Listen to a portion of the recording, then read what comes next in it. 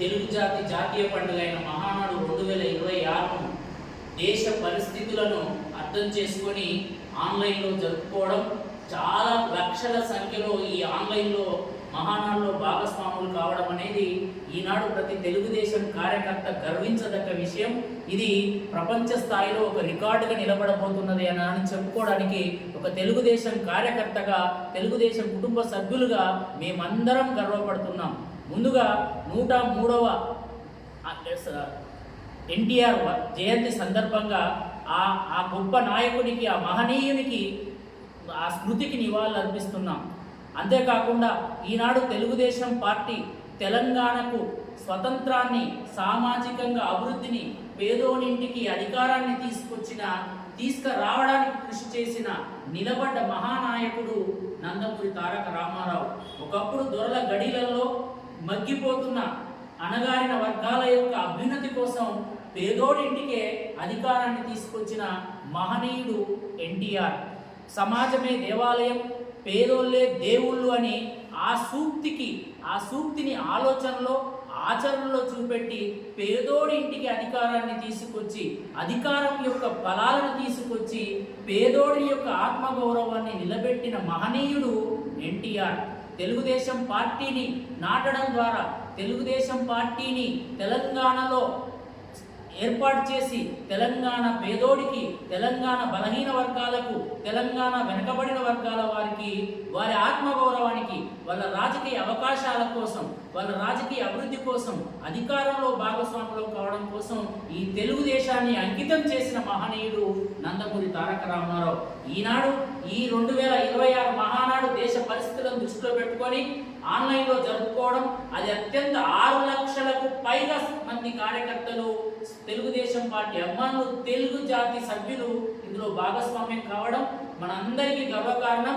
దీన్ని మన అందరం మరింత కొనసాగించాల్సిన అవసరం ఉంది.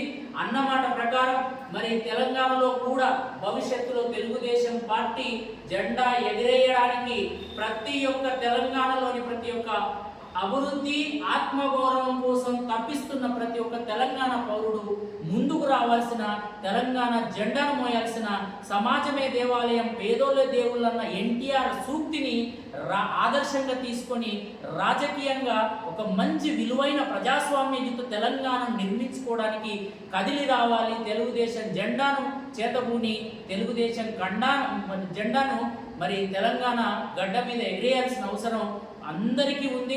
ఒక్కసారి బేరీజు వేసుకోండి. తెలుగుదేశం ఎన్టీఆర్, చంద్రబాబు నాయుడు కాలంలో పరిపాలనలో సామాజికంగా, రాజకీయంగా ఎలాంటి విలువలు కొనసాగాయి? మరి తెలంగాణ వచ్చింది, కోరుకున్న తెలంగాణ. ఇలా తెలంగాణలో కేసీఆర్ 10 ఏళ్ల పాలనలో రాజకీయ పరమైన విలువలు, సామాజిక పరమైన విలువలు ఎంత క్షీణించిపోయినాయి. అంతేకాదు పరిపాలనలో విపరీతమైన అవినీతి పెరిగింది. దీని నుంచి ఈనాడు అదే తంతును కాంగ్రెస్ ప్రభుత్వం కొనసాగిస్తున్నది.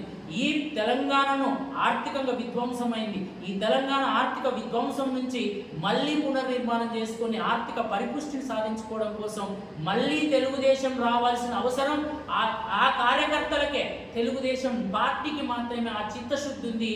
దీన్ని ప్రతి ఒక్కరూ ఆత్మపరిశీలన చేసుకోవాలి, అర్థం చేసుకొని ప్రతి ఒక్కరూ తెలుగుదేశం జెండా పూని తెలంగాణలో ఈ ఆర్థిక విధ్వంసాన్ని ఆపి, అవినీతి నిరోధించి ఒక మంచి విలువైన రాజకీయాన్ని, మంచి ఆదర్శవంతమైన పాలనను ఏర్పాటు చేసుకోవాల్సిన అవసరం ఉందని ఈ విజయవంతమైన మహానాడు ద్వారా తెలంగాణకు మేము పిలుపునిస్తున్నాం.